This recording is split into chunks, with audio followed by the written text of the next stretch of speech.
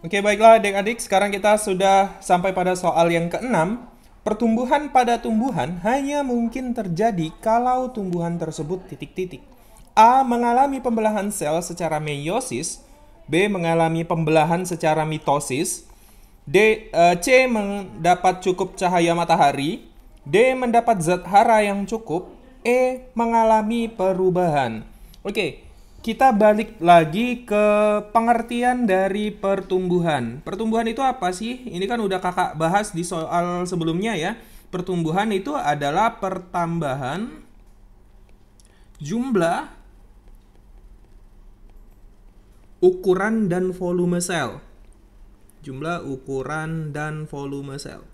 Nah, itu yang disebut dengan pertumbuhan ya. Ini akan mengakibatkan tanamannya jadi semakin tinggi, akarnya semakin panjang, ataupun dia juga dapat menyebabkan batangnya jadi semakin lebar ya karena jumlah selnya bertambah. Nah, sekarang pertanyaan berikutnya adalah bagaimana bisa jumlah selnya itu mengalami pertambahan ya. Itu disebabkan karena adanya pembelahan sel. Nah, pembelahan sel sendiri itu ada dua macam. Ada pembelahan mitosis, ada pembelahan meiosis. Nah, kita bahas dulu sekarang pembelahan sel secara ringkas ya.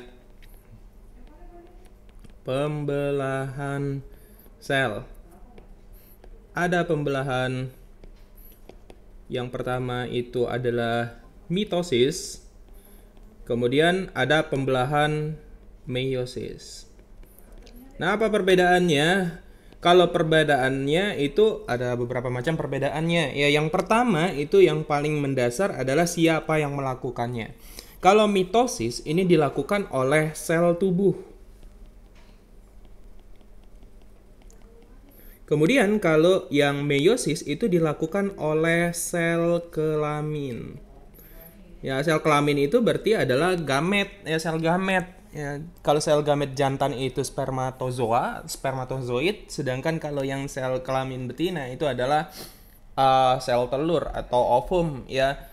Nah, jadi di situ kalau yang meiosis ya, kalau mitosis itu oleh sel tubuh. Sel tubuh itu apa maksudnya? Sel tubuh itu adalah semua sel yang menyusun tubuh makhluk hidup, baik manusia, hewan, dan tumbuh-tumbuhan. Contohnya kalau di manusia itu ada sel otot, sel tulang, sel saraf, dan lain sebagainya macamnya. Kalau di sel tumbuhan bagaimana? Ya ada sel parenkim, ada yang si meristem tadi ya yang fungsinya untuk melakukan proses pembelahan mitosis. Itu meristem ya, kalau di tumbuhan ada meristem. Ya, ada meristem apikal di ujung akar dan batang. Kemudian ada meristem lateral ya, si cambium tadi. Ya, itu kalau di tanaman. Nah, maka jawabannya kalau A mengalami pembelahan sel secara meiosis ini tidak benar ya. Kenapa tidak benar? Karena meiosis itu terjadinya di sel kelamin, fungsinya adalah untuk reproduksi ya, bukan untuk pertumbuhan. Ya, jadi ini yang harus diingat ya. Kalau meiosis itu tujuannya adalah untuk reproduksi karena dia yang melakukannya adalah sel kelamin. Sedangkan kalau mitosis itu fungsinya adalah untuk pertumbuhan. Ya, tadi kalau di tanaman yang melakukannya adalah meristem tadi ya, meristem apikal dan meristem lateral. Nah, yang B ini benar, mengalami pembelahan secara mitosis. Jadi jawabannya adalah B ya. Oke. Kalau yang C, mendapat cukup cahaya matahari, uh, itu kurang tepat ya.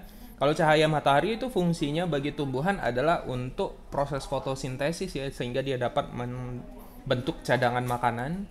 Kemudian yang D, mendapat zat hara yang cukup, itu kurang tepat juga.